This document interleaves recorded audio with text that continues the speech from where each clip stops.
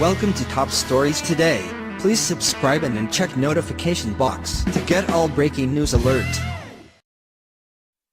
Thousands of bikers have huge plan to take America back. Watch out. We're coming for you. The 2016 presidential campaign was very divisive for much of the nation, but it was also very uniting for some unexpected parties.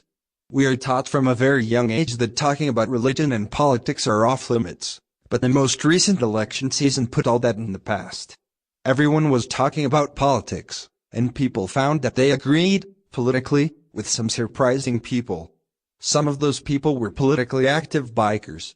While bikers sometimes get a bad reputation because motorcycles are the mode of transportation preferred by certain illegal elements, a lot of bikers are just free-spirit retirees who want to live full lives in their golden years. Several times in recent history, we've seen bikers coming to the rescue. Whether it be protecting scared children who fear to face their attackers in court or transporting the remains of fallen heroes to their final resting place, we find them riding their steel horses for good.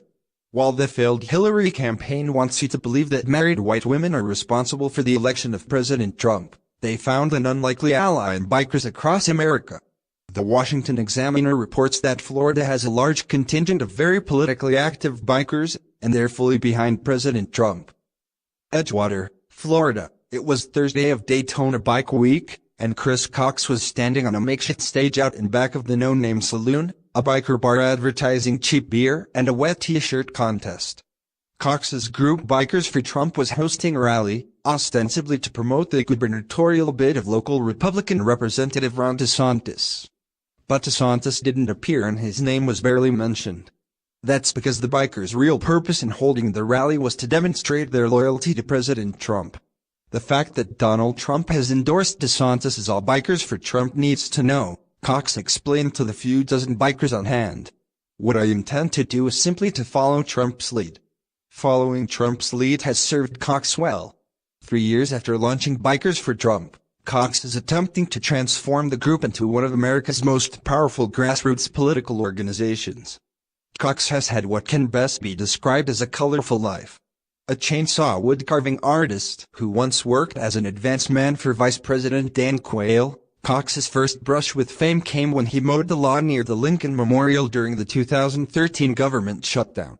That stunt earned Cox the nickname Lawnmower Man and several national media appearances. Cox launched Bikers for Trump in the fall of 2015, back when Trump's campaign was eliciting more laughter than endorsements. In an interview in his Bikers for Trump RV the night before the DeSantis rally, Cox said he was initially laughed at for backing the reality TV star.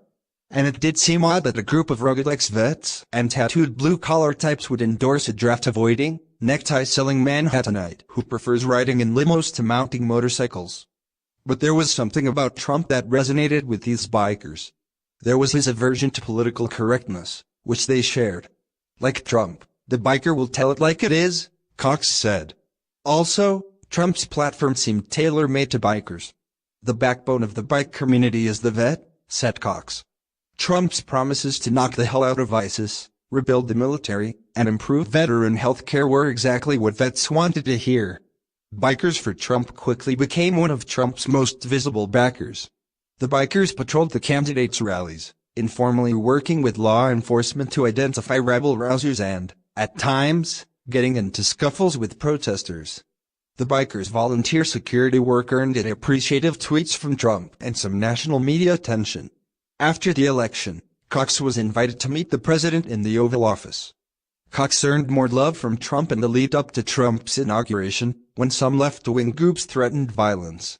Cox responded that his bikers would form a wall of meat to prevent protesters from causing a disturbance. Bikers for Trump are on their way, Trump tweeted. After Trump's presidency started, the bikers began thinking of ways to capitalize on their newfound stature. Trump has delivered on the issues bikers care about most. Under Trump, the United States has helped liberate nearly 100% of the territory held by ISIS. The spending bill signed by Trump in March included $700 billion for the military, the largest military budget in U.S. history. According to Cox, reforming the VA should be America's most urgent priority. 22 vets a day kill themselves, he said. Who's helping them? These vets I meet, They don't go to the VA because they don't think they'll get the care they need. That in itself is a crisis. Cox thinks that Trump's plan to replace David Shulkin with White House physician Ronny Jackson to lead the VA is a step in the right direction.